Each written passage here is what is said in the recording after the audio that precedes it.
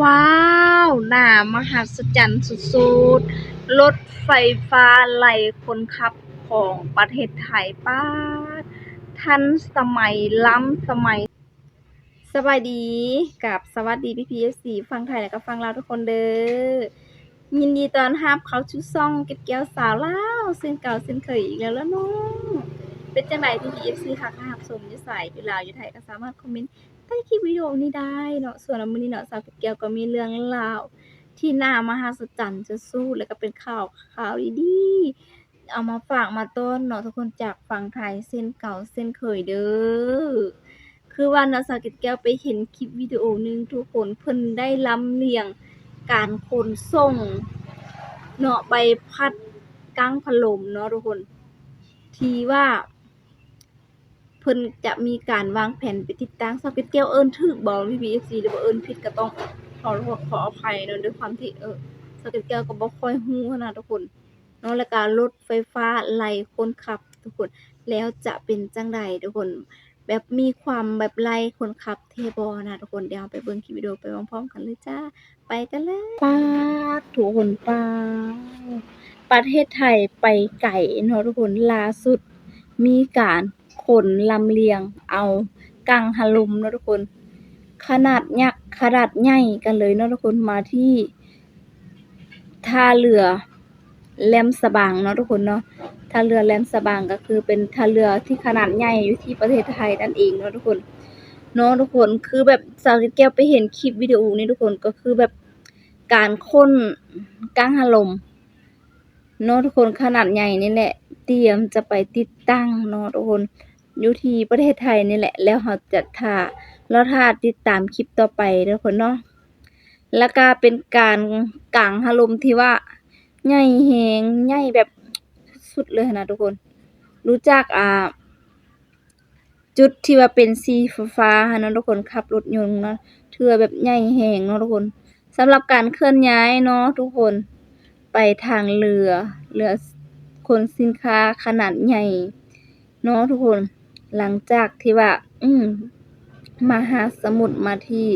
ท่าเรือแหลมฉบังทุกคนแล้วเพิ่นก็ใช้เครนยกลงเนาะทุกคนแล้วก็จะเป็นการใช้พลังงานบริสุทธิ์ ที่หลีกเลี่ยงกันหรือว่ากังหันลมเป็นพลังงานจากเนาะทุกคนเว้าไปเว้ามากันเนาะทุกคนป๊าดใหญ่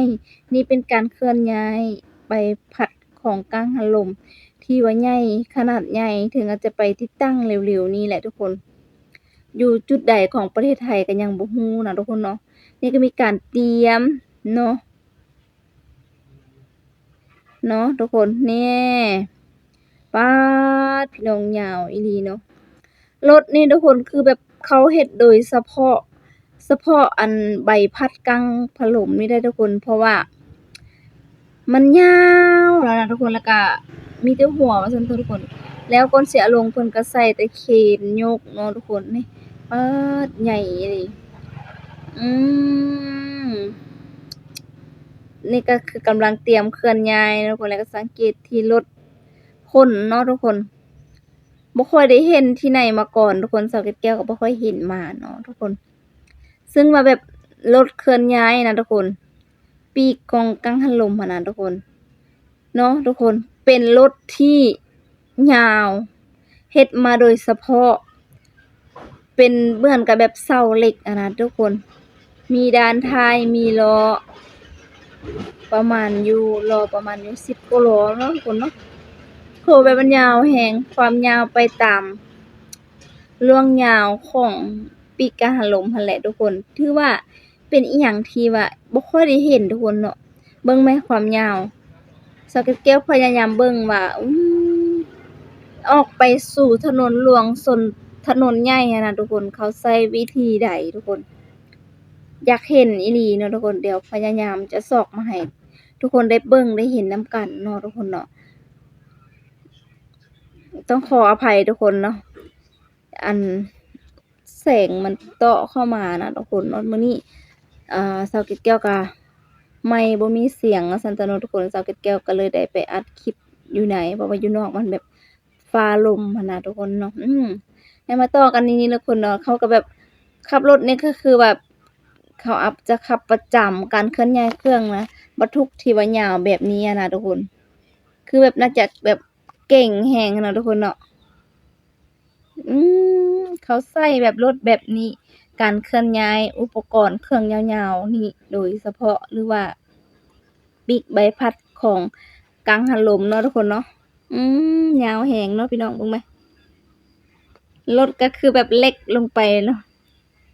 นี่ตอนที่ว่าเรือเขาเกียมท่าคนเอาปีกกังหันลมเนาะทุกคนมาแบบนี้เลยทุกคนเหมือนกับมีเรือแบบมีการเอามาใส่เคลื่อนย้ายอุปกรณ์นี่โดยเฉพาะเลยเนาะทุกคนเห็นว่าเขาจอดแบบเทียบทางเลยแบบโอ้โหหลายแฮงเนาะทุกคนสินค้าใหญ่ๆแบบนี้อืมก็หลายแฮงทุกคนโดยเฉพาะก็ป๊าดอันนี้ทุกคนเขาจอดเกียมท่าอยู่ที่ท่าเรือเนาะทุกคนอืม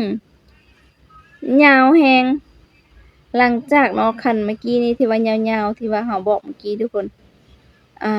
ขนาดนั้นนะทุกคนปลายของปีกทุกคนยาวแบบอีหลีอะนะทุกคนเนาะว่าปีกของใบพัดกังหันลมทุกคนยาวแล้วก็ใหญ่นะทุกคนใหญ่อีหลีได้เพราะว่าเมืองไทยกำลังเน้นการใช้พลังงานเนาะเป็นส่วนใหญ่เพราะว่าเป็นพลังงานที่บริสุทธิ์สะอาดที่ว่ามันบ่มีมลพิษนั่นน่ะแบบบ่ได้ใช้เครื่องจุดเครื่องจักรอิหยังอะนะทุกคนป๊าอยากเห็นตัวจริงเนาะทุกคนสาวเก็บแก้วมักเบิ่งเสียวๆแบบนี้นะทุกคนเนาะมักเบิ่งทุกคนอยากเห็นตัวจริงเพื่อสิว่าเขาเกี่ยมออกไปเกี่ยมสิไปติดตั้งเนาะอยู่ที่ใดจักแห่งนี่แหละทุกคนเนาะทุกคนอยู่ที่จังหวัดอะไรทุกคนเดี๋ยวสาวแก้วจะไปหาตืมเนาะทุกคนว่าเพิ่นไปติดตั้งอยู่ที่ใดเนาะทุกคนเนาะบางคนก็ว่าคิดว่าเครื่องบินของปีกของเครื่องบินหรือว่าเฮลิคอปเตอร์เนาะทุกคนก็แล้วแต่ปีกเนาะปีกใบพัดของกังหันลมเนาะทุกคนอาจจะใหญ่ที่สุดเนาะทุกคนของประเทศไทยในตอนนี้นั่นเองเนาะทุกคนเนาะโอ้โหเนาะเคลื่อนย้ายไปแล้วนี่ก็ได้ยาวแฮงนี่คนไปในตัวเมืองแล้วก็ว่าได้ในทางหลวงเลยเนาะทุกคนเนาะเจ้าหน้าที่แบบนำทางต้องให้แบบเปิดทางการเคลื่อนย้ายแบบอาจจะลำบากได้เนาะทุกคน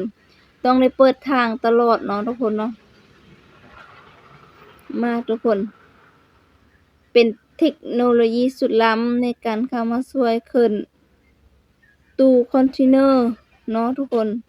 ก็คือรถไฟฟ้าที่ว่าใช้พลังงานที่แบบโอ้โหดีต่อสภาพแวดล้อมนะทุกคนรถไฟฟ้าไล่คนขับทำงานแบบตลอดทั้งวันเลยเนาะทุกคนไล่คนขับมานะทุกคนป๊าดหาก็เห็นหาก็ฮู้เนาะทุกคนเพิ่นใช้รถแบบนี้ก็หลายเนาะทุกคนย้ายตู้คอนเทนเนอร์แล้วก็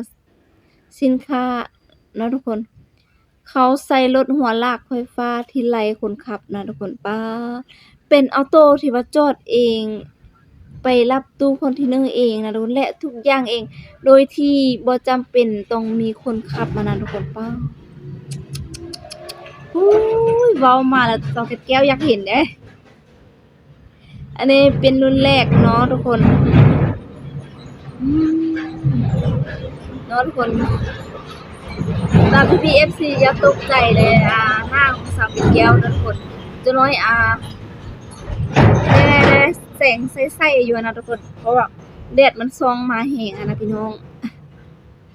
ป๊าดอันนี้ก็เป็นรถไร้คนขับคือกันใส่เทคโนโลยีที่ทันสมัยนี่ก็หน่วยที่2เนาะทุกคนนี่ก็จะต่างกันนิดนึงเนาะทุกคนเพิ่นก็จะมีเหมือนกับแบบห้องคนขับเนาะทุกคนอาจจะแม่นแบบสามารถเข้าไปขับได้บ่ทุกคนเขาบอกว่าเป็นรถ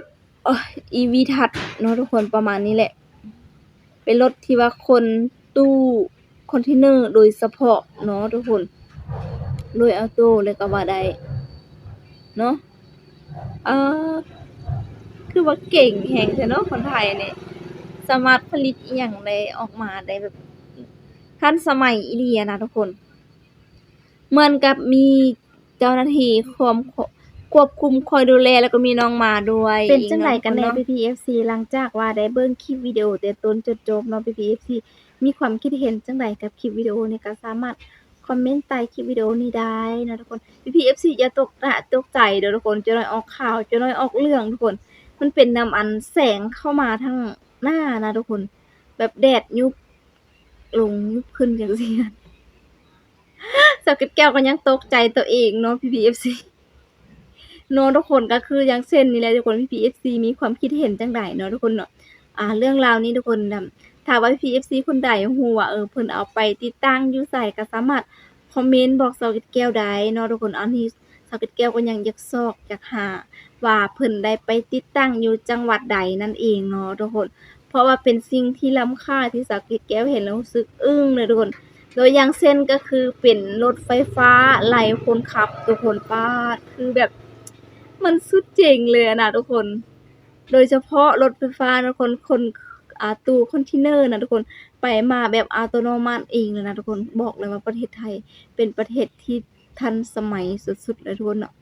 เบิ่งยามใดก็บ่เบื่อเนาะทุกคนเบิ่งความพัฒนาของประเทศไทยไปส่ำใดแฮ้งไปไกลระดับโลกขึ้นไปเนาะพี่น้องเอาล่ะเนาะทุกคนคลิปวิดีโอนี้สาวเกดแก้วก็จะได้ขอตัวลาไปก่อนคำใดที่สาวเกดแก้วเว้าผิดก็ต้องขอโทษขออภัยหลายๆเด้อสามารถติชมกันได้เนาะทุกคนเนาะอาจพวกคำเว้าคำจาสาวเกดแก้วก็บ่ค่อยคล่องแคล่วเพราะว่าสาวเกดแก้วเป็นคนที่เว้าช้าๆอันนั้นทุกคนแล้วก็หัดเรียนเว้าไวว่าซั่นซะเนาะคันเว้าช้าก็สิมี FC แบบว่าโอ๊ยข้อยนั่งเมื่อยฟังเจ้าเว้าช้า